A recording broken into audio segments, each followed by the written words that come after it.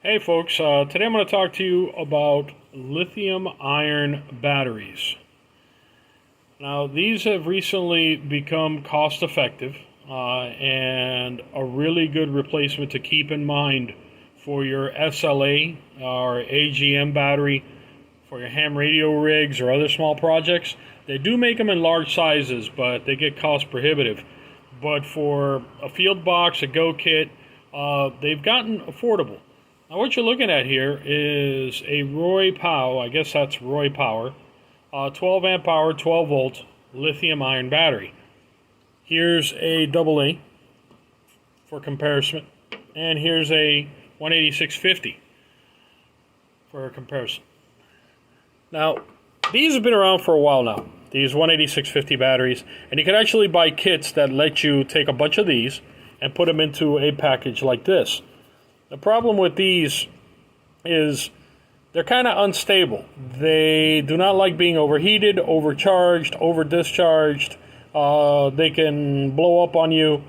So even though these are cheap and plentiful, they have their issues.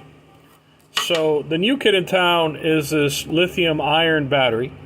And looking at this, it's standard format that you would see for a little SLA or AGM battery. The nice thing is, about a third the weight and about half the size of a comparable SLA battery. There's also the life issue. These batteries are good for 1,000 to 2,000 cycles, and at that 1,000 cycle mark, they're anywhere from like 70 to 80% still. So just because you hit 1,000 cycles doesn't mean it's trash. The battery's still good for a lot of purposes.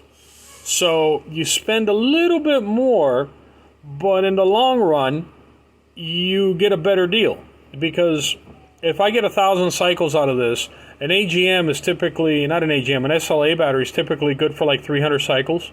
And they're claiming like 2,000 cycles on this one in the manual or something like that. Generally 1,000 cycles is more believable. That would mean that this battery should replace 3 comparable SLA batteries during its lifetime, and at the 1,000 cycle mark, it's still going to be usable. It's not going to be trash. So definitely worth the money. It is a good deal. One of the issues with these has also been the ability to supply high current, but if you look at this one, continuous charge current of up to 11 amps, continuous discharge current of up to 12 amps. The cheaper ones, like the Miati brand that you find on Amazon, those work great. I have a bunch of them in some solar projects around the house, but they cannot support high current draw. This one claims it can, and we'll find out soon enough because I'm going to use it for a solar-powered pump project. And we'll see how well that works. I'll follow up with that with another video. But for your Go Kit, your field station, if you're looking for a battery solution that lasts, that is lighter, this might be your answer right here, is look into these lithium ion batteries. They're available on Amazon, eBay, Walmart. Just about all the retailers are offering them now. The prices have gone down a lot. I paid $59 for this. I would have paid probably somewhere around $20, $25 for an SLA equivalent to this. But this is going to last me 3 or more lifespans of an SLA. So in the long run, this is cheaper. You can charge it with a regular 12-volt charger. But this wants to see 14.4 volts on charge. So if you're using a solar-powered setup, solar panel and a regulator, go into your regulator settings and bring up your charge voltage.